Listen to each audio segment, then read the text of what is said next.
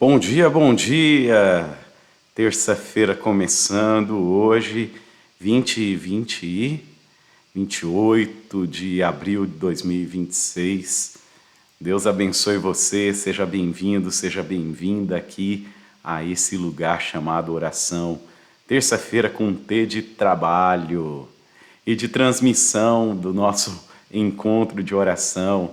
À medida que for chegando, vem com a gente interagindo, mandando o seu alô, o seu bom dia. Fica à vontade se quiser apresentar o seu pedido de oração aqui no chat. Vem com a gente interagindo, a gente vai conhecendo quem está conosco e é sempre muito especial essa proximidade através desse nosso encontro nesse lugar chamado oração. Seja muito bem-vindo, seja muito bem-vinda aqui. Que essa terça-feira seja de novidade de Deus para a sua vida, seja de direcionamento do Espírito Santo, sejam de decisões acertadas, seja de santificação, que ao chegar ao fim do dia a gente coloque a cabeça no travesseiro e agradeça ao Senhor, fazendo uma revisão e vendo que valeu a pena. E se houver erros, porque nós somos suscetíveis a eles, que nós também clamemos a misericórdia e a graça daquele que nos amou, daquele que faz novas todas as coisas e faz a sua misericórdia, inclusive agora, amanhã e depois, se renovar a cada manhã. Vamos que vamos, buscando a esse Deus tremendo, amoroso, bondoso, e Ele tem mais para nós. Os nossos olhos ainda não viram, os nossos ouvidos ainda não ouviram, ainda não penetrou no nosso coração aquilo que Deus tem preparado para aqueles que o amam. E nós o amamos porque Ele nos amou primeiro. Atraídos para esse nosso encontro aqui, estamos porque o Espírito Santo nos trouxe. E vamos juntos consagrar o nosso dia ao Senhor, o nosso dia a Deus. Por falar desse nosso dia a Deus, hoje nós começamos a temporada dos nossos grupos de compartilhamento. Em algumas igrejas o pessoal chama de célula, de PG, de GP, de cultos nos lares, grupos familiares. Nós preferimos chamar de grupos de compartilhamento, porque a ideia é essa, é a exposição da palavra de Deus e pós a exposição da palavra de Deus, as rodas de conversa através de perguntas, provocando em nós a reflexão e também a aplicação daquilo que conferimos nas Escrituras Sagradas.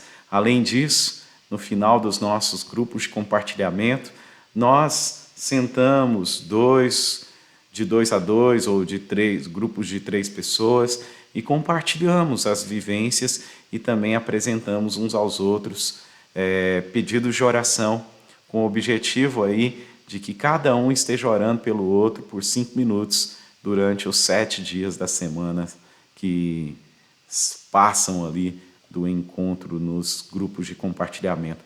Então faça parte de um, vem com a gente, faça parte de um dos nossos grupos.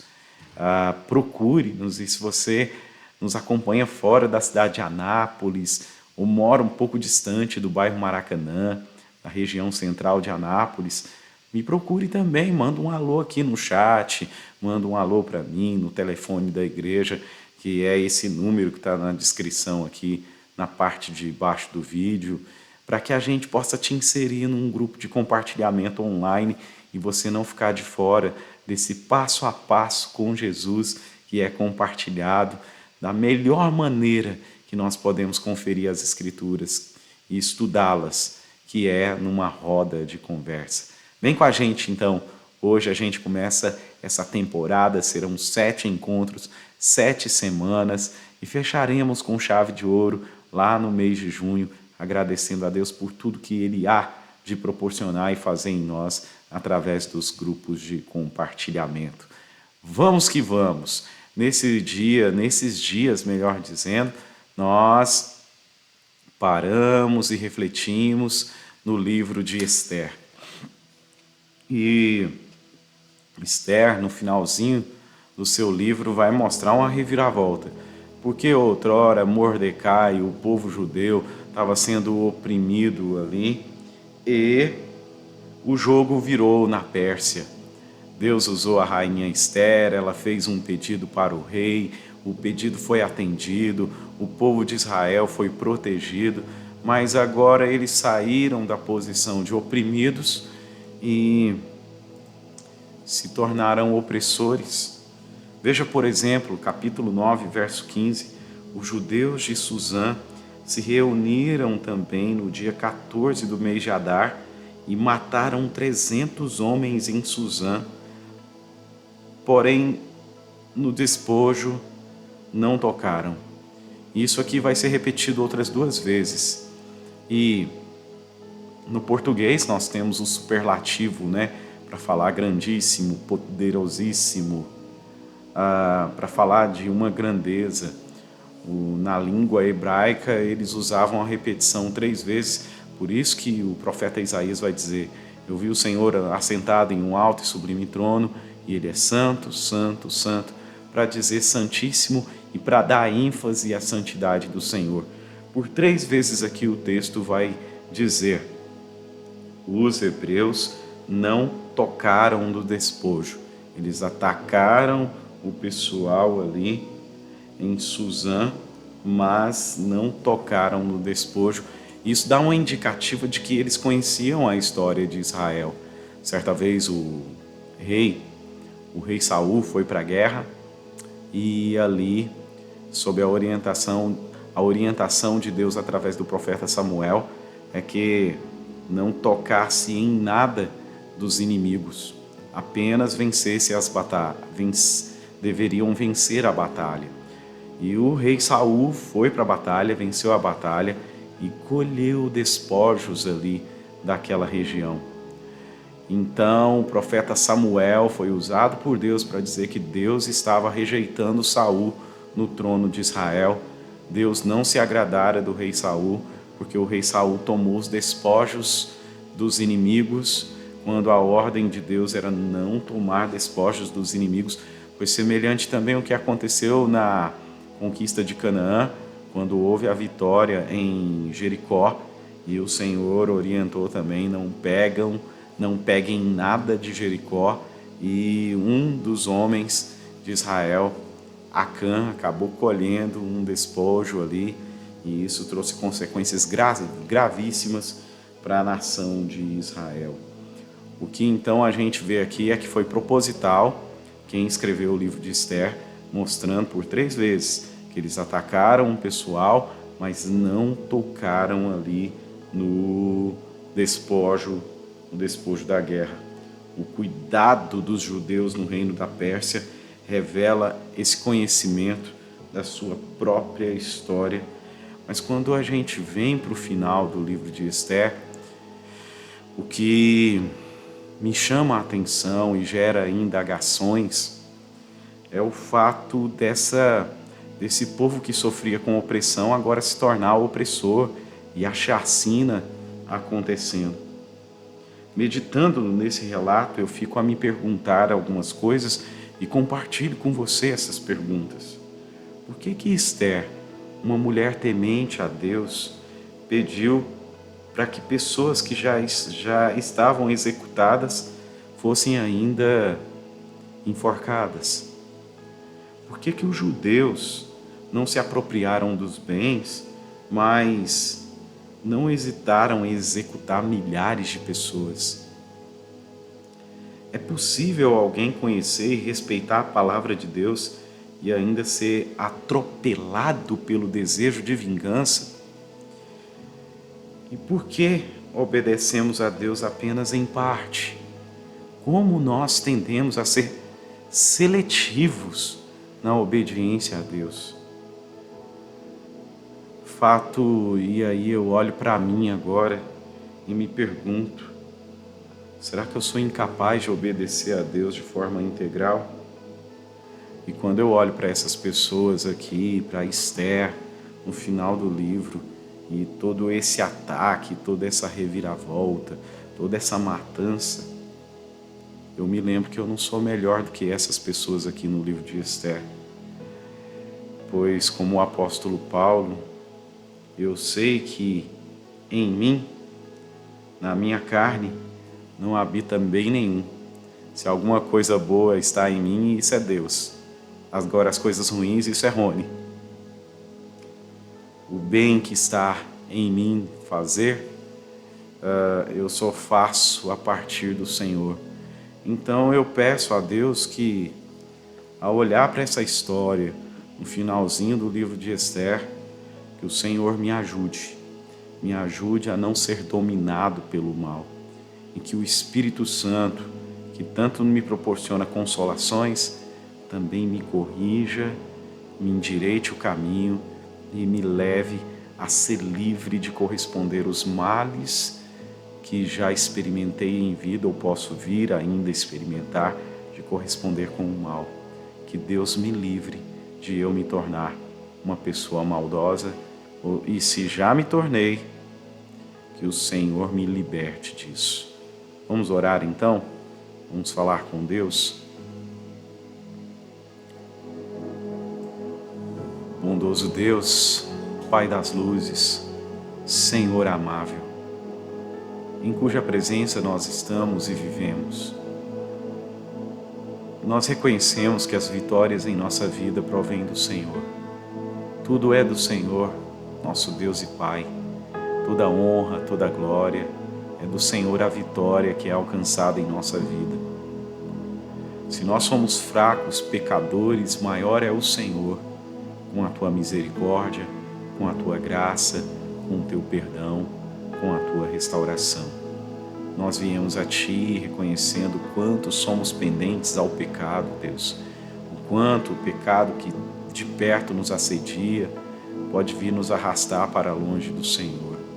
E nós, quando olhamos para o finalzinho do livro de Esther e vai desembocando na nossa mente essas perguntas, nós também nos reconhecemos, meu Deus, não melhores do que o povo hebreu ali em Suzã, na Pérsia.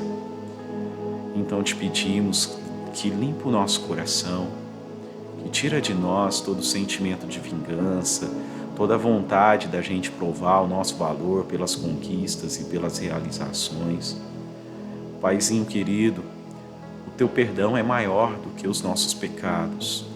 Então, Deus, que nós também lancemos no esquecimento, como fora dito de Manassés, o Senhor me fez superar as minhas dores. Senhor, faça-me superar os males que me ocorram com o bem, com a promoção do bem, pois toda dádiva, todo dom perfeito, tudo aquilo que é útil, louvável, santo, puro, verdadeiro, provém de Ti. E eu não quero viver aqui, Senhor, se não for para Te agradar, para Te glorificar, para Te bendizer. Acerca daqueles que me fizeram o mal até então, Deus, que eu consiga superar, lidar com as feridas que foram abertas, para que elas se tornem cada vez mais cicatrizes que mostram uma história, mas que não causam dores mais. Senhor, livra-me de ser um homem rancoroso, tomado pelo sentimento de vingança, pois és Tu quem nos justifica.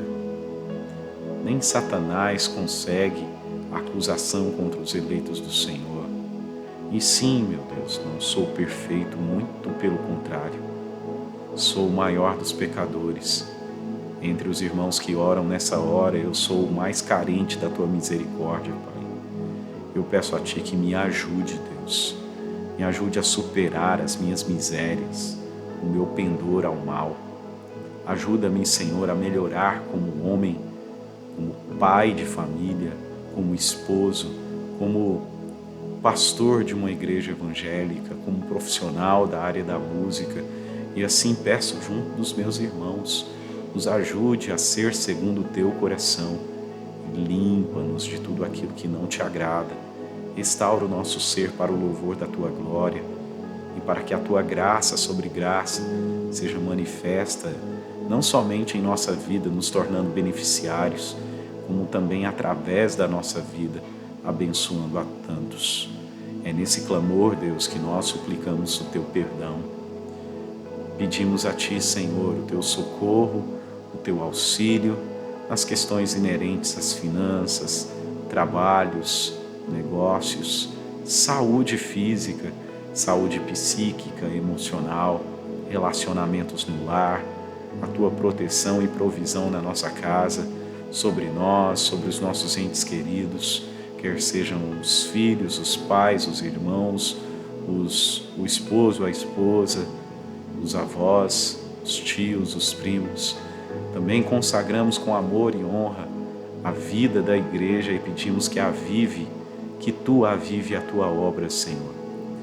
Consagramos a ti os grupos de compartilhamento, pedindo ao Senhor que não haja um esvaziamento, e sim a presença de pessoas sedentas pela tua palavra. Abençoe cada anfitrião, cada líder, cada participante, com a tua presença santa e com a palavra colocada na nossa mente e no nosso coração. Pai, também pedimos ao Senhor que nos dê sabedoria para tomarmos decisões acertadas no decorrer do nosso dia. Guarda-nos, Senhor, no trânsito de incidentes e acidentes, de fúrias e contendas. Guarda, Senhor, a nossa família, protege o nosso lar, traga da tua provisão naquilo que nos é necessário e leva-nos, ó Pai, a desfrutar do estender das tuas mãos sobre nós. Senhor, um raio do teu amor pode afastar todo o mal, pode trazer esperança para nós. Então renove a nossa esperança. Faz-nos, Senhor, ter em nossa vida manifesto o fruto do amor e mantenha-nos como homens e mulheres de fé diante dos desafios, das adversidades e das dificuldades que a gente enfrentar. Guarda-nos, Senhor, protege a nossa vida, livra-nos do mal e leva-nos, ó Deus, a corresponder os males com o bem, em nome de Jesus. Amém e amém. Amém, pessoal? Hoje a nossa exposição foi um pouquinho mais estendida e que bom que você ficou até agora aqui. E a gente vai ficando por aqui, não sem antes a gente lembrar. Hoje à noite temos os grupos de compartilhamento, não fica de fora não, participa de um deles. No mínimo, se você não puder presencial, vem para o grupo online, vem com a gente. E a gente vai seguindo, segunda a sexta-feira, 6:30 da manhã, juntos, nesse lugar chamado oração. A cada um de vocês um forte abraço, um beijo no coração e tchau.